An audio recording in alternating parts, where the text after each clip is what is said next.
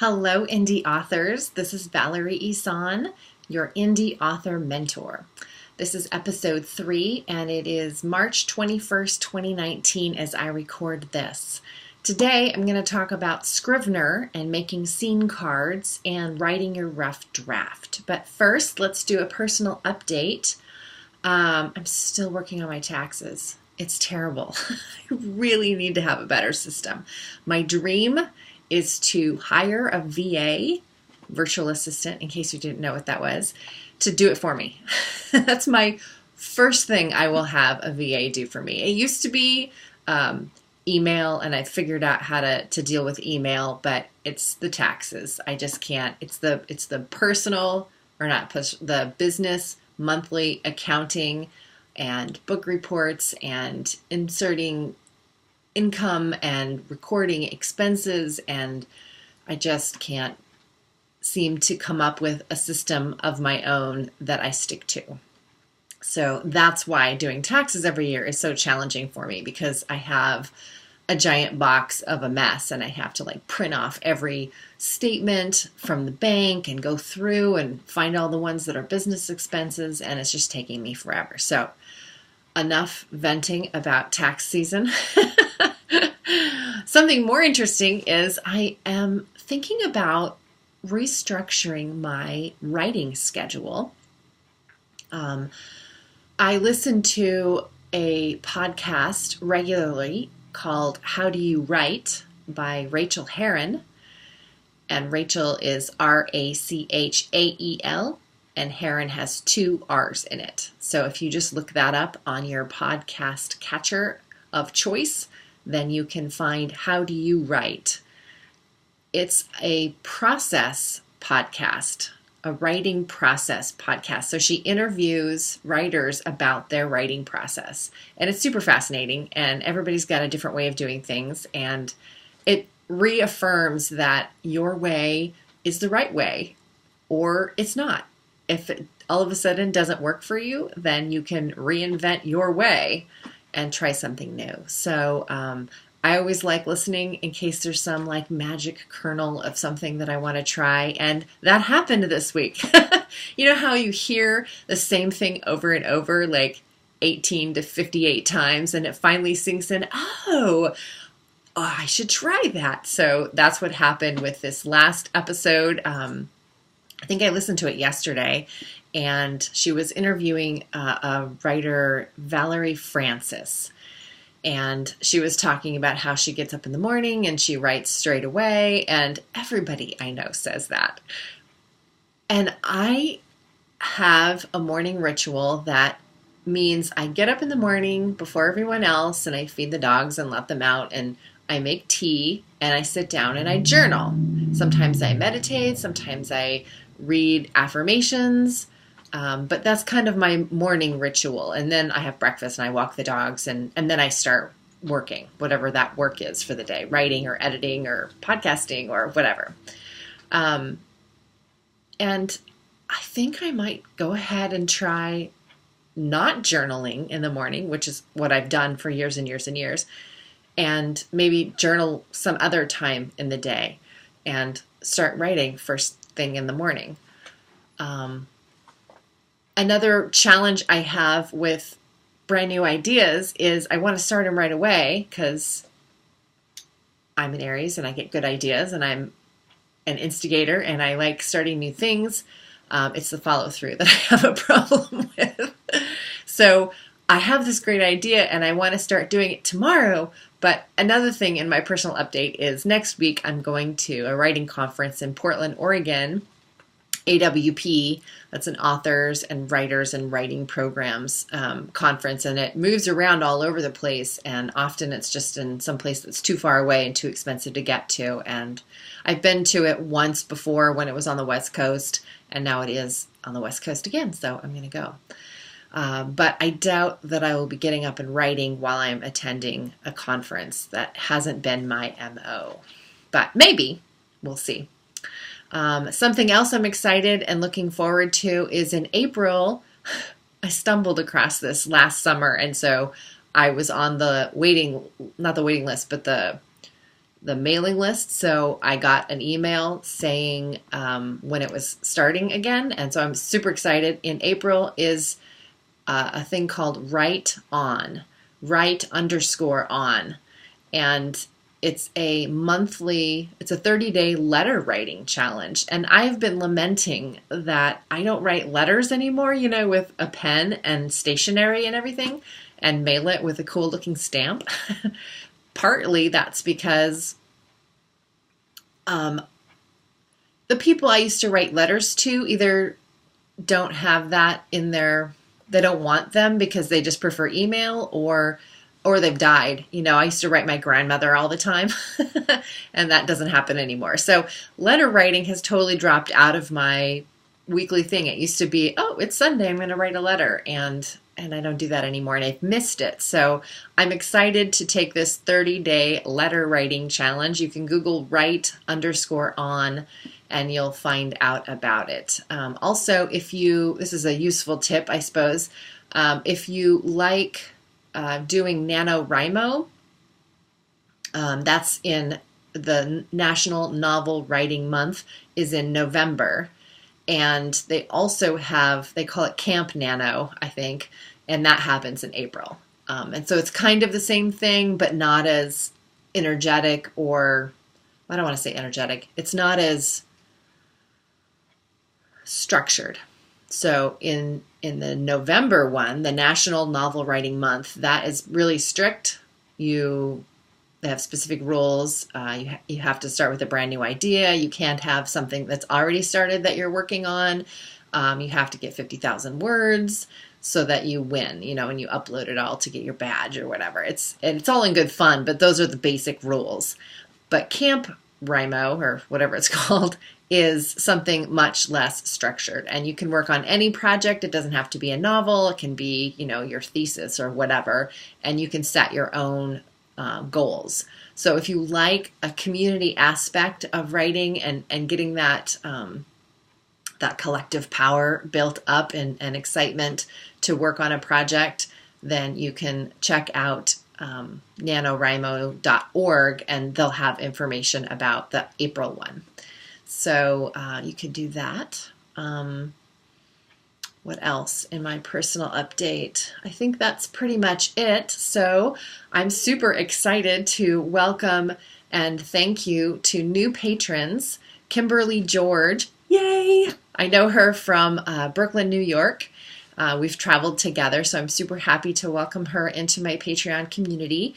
And she lives in Brooklyn, New York. I think I just said that. And then also thank you and welcome to James S. Aaron from Springfield, Oregon. So thank you to new patrons. It really means a lot that you guys support me in doing this podcast and encouraging and helping other authors just like you. The support of my patrons on Patreon helps the show and other projects that I work on possible. Plus, being a patron of the arts is a cool title to have. And if you join my Patreon community, you can get sneak peeks into my world with monthly connection videos. It also allows you to interact with me directly through email, and it rewards you with exclusive bonus content that you can't get anywhere else. For less than a cost of a tasty hot beverage, or as low as $1 a month, you can become a patron of the arts and me. Find me on patreon.com, patreon.com/Valerie Ihsan, IHSAN. Okay, more resources. Again, I have room in my schedule for new editing and coaching clients, so you can email me directly, Valerie@ValerieIhsanAuthor.com, or you can just fill out the contact form on my website. And I think that is it. I am going to be talking about Scrivener, so I guess I'll just plug for Scrivener right now. Scrivener is a writing software. It's a writing organizational software, and it's awesome. It's only $45 full retail price, and you often can get coupons. If you search the web, you can find coupons for like a $25 price or a certain percentage off. So it's very inexpensive, and I use it for everything. When I write blog posts, I use that. When I plan for classes, I use that. It's just this really amazing tool. And I'll get into it later in the main part of the show. But that's a good resource if you haven't started using that. They have a 14-day free trial, I think, so you can check it out. And they have it for Mac and for PC users. And I guess I will just plug again Rachel Herron's podcast, How Do You Write? It's a really fun and short podcast too. The shows are all like 20 or 30 minutes long. So check her out. Okay, main topic. So we're still talking about the writing your great book aspect before you publish, because the number one thing that you look at to make a high quality published product is, of course, that your book is really amazing. So last week we talked about outlining and plotting that novel or memoir. And this week the next step on the writing and publishing checklist that you can get on my website at ValerieIhsanAuthor.com. At the very bottom of the front page, you can put your email address in, and my free writing and publishing checklist will be emailed directly to you. So I'm just working off of that checklist for the episodes in this podcast.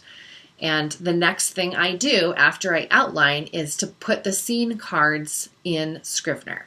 So if you don't know anything about Scrivener, I will say quickly, I suppose, that you turn on Scrivener and up pops a window that gives you template options. And it'll ask you if you want to do fiction or nonfiction or a blank project. So you choose what you like. They're in templates, and often I just use the fiction template, the fiction novel without parts template, even if I'm writing nonfiction, just because I like the template and I like the way it's structured. So, but you can do whatever you want. Often when I'm planning for a class, I just use the blank template. So pull up whatever template you want and give it a name and save it. So now you've got this document. So when you open it up, whether you're using PC or a Mac version, on the left-hand side of the window you're looking at is what's called a binder. Think of it as a 3-ring binder. And inside your 3-ring binder, remember the Trapper Keepers back in the day?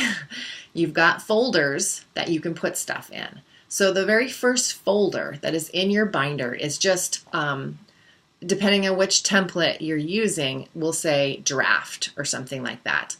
And then you just hit the plus sign at the top. And every time you do that, a new text file will pop up underneath your draft folder. I always retitle the draft folder to the title of my book, just because it looks all shiny and cool. And then for each text file, I will then click over to the main composer, the blank page, and I just type out whatever I want in that first scene that we figured out last week already. So whatever your opening scene was going to be, that maybe would have the flaw displayed, or maybe the theme was going to be portrayed or something like that. Whatever it is that your opening scene was going to have in it, I just open up a scene card and I type a sentence or two about, or just a phrase, just something that would remind me of what I wanted to have in this opening scene. And then I hit that plus sign again, and another text file will pop up underneath in the binder, underneath the opening scene card. They're kind of like 3x5 cards, these little text files. And the cool thing about Scrivener is you can drag and drop them and organize them in any way you want to. And that makes it so much easier to write and organize and edit and do all the things that you do for your books instead of using Word. which is what I did before. It's very hard to drag and drop and cut and paste and move things around or find anything in a giant Word document. So Scrivener for the win. I highly recommend it. So I just keep doing that. I just click the plus sign and I just make in the binder, I'm just going to have like, I don't know, 60 or whatever. You're going to have all these scenes with just a few sentences in the main area that will remind you when you sit down to write, oh yes, that's what I wanted to write in this scene, and then you can just write the scene. So doing it this way, again, like I said last week, doing it this way works for whether you're a plotter or a pantser, because all you're doing is just sort of starting with a basic structure. The opening scene will probably have this happen in it, just a few words. Then inciting incident will probably have this happen in it, just a few words. And you just go through the scene cards like that. And then when you sit down to write, you're just pantsing it. Maybe you don't even have an idea other than just a couple of scene card words. Do you see what I mean? So you can, if you've taken the time in plotting and outlining and created this big long beat sheet, that's 250 words about, what you want to happen in this scene, great. You can put that in your scene card, but you don't have to. You can just write down a few words that reminds you about what you want in that particular scene. So I do that from the outline that I created in last week's process. And then I have it all in one place. It's in a digital format, and then I can move things around, and I don't worry about chapters at this point. I just write the scenes, and I can write them out of order, and I'm getting ahead of myself then. So let me check my notes here. So I guess that's all I'm going to say about Scrivener and creating scene cards in Scrivener. If you have any questions, feel free to email me, but also on the web, there are a lot of tutorials in Scrivener itself, or just people putting up something on YouTube about, showing you specifically on your screen how to set up the screen cards. But I think it's pretty basic, and I hope that I explain it well enough that you can just do it yourself. Okay, so after I have all the screen cards in, then I'm ready to start writing. So whatever your process is, if this is your first book, you don't have a process yet, and that's okay. You're going to figure out your process as you go. And even if you think, okay, this was the process that I took for my first book, the process you take for your second book is going to be different, and the process you take for your third book is going to be different. But it's not going to be so different from the second one. Does that make sense? You're going to tweak it over time to make it fit your lifestyle perfectly. So I'm still, as I said in the personal update, working on my book writing process 4 books later. So it's totally a work in progress, but every time I sit down to write, it sometimes feels like I'm trying out a new process. And maybe that's my problem, because I don't stick with something long enough to see if it works. It doesn't work, so I'm going to try something new. And I don't stick with it long enough to see if it actually works. So I'll let you know. I'll keep you posted on my writing schedule, trying to do it first thing in the morning. Because it does work for so many people, and I keep resisting it, I guess, because I don't like to get up really early and do it.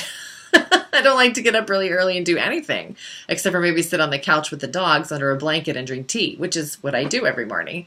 So it's not doing that sounds a little bit uncomfortable, but for the purpose of building author businesses and backlog, I will do it, and I will try it for, I'm going to say it right now for everybody to hear. I'm going to try it for 2 weeks straight and see if it works. And if I'm still kind of clunky at it, but I'm unsure, I'll extend it another 2 weeks so that it takes a whole month for me to decide. So now that I've totally broken up the main podcast topic to tell you another story about me, let me get back to the main topic. Okay, so rough drafting. I like to say that I will have my rough draft done in 4 months. But my writing process is different than yours, and often stuff happens, and most of the time I don't get it done in 4 months anyway, but that's kind of my goal. And if I go over 4 months and it takes me 6 months, no big deal. But I always kind of aim for 4 months. And I kind of aim for about 1,000 words a day when I'm rough drafting. But sometimes I can't write every day. And again, something happens and the dog needs to go to the vet, or I'm traveling and I don't really write very well while I'm traveling. And so stuff gets in the way. But if I do get 1,000 words, I give myself a gold star on the calendar. That's a lot of motivation for me, getting little gold stars on the calendar. I like doing that. Okay, after I write the whole rough draft, and again, if you have never written a book and this is your first time going at it, I really do recommend trying NaNoWriMo because, again, that collective power, interest, everybody's doing it across the nation at the same time. There's a lot of camaraderie and excitement that goes along with it, and you're kind of not competing with people, but people are posting their word count every day, and it's getting closer and closer to that 50,000 words, which is the goal for NaNoWriMo. And sometimes that can motivate you to work harder and faster and get it done yourself too. If you know yourself and you know that that does not motivate you and it does just the opposite, then I wouldn't recommend NaNoWriMo for you. But what I got out of NaNoWriMo was, one, I learned that I do have time every day to write, which was a stumbling block for me in the past. And two, it was really all about quantity over quality in the rough draft stage. And that helped me turn off that inner editor. Being an editor means I look at things with a more critical eye than I want to at certain times. It's not appropriate sometimes to look at things with that inner editor eye, especially when you're rough drafting. So if you can learn to turn off that editor, and there's lots of tips and tricks I've heard through the years. Some person actually gets up from her writing desk and walks to the office door and opens up the door and asks the editor to leave and closes the door and sits back down to write again if the voices just get too naggy in her head. So whatever works. So keep that inner editor out of the room when you're rough drafting. So that means don't go back and edit anything. Some people say they like to sit down and reread what they've written.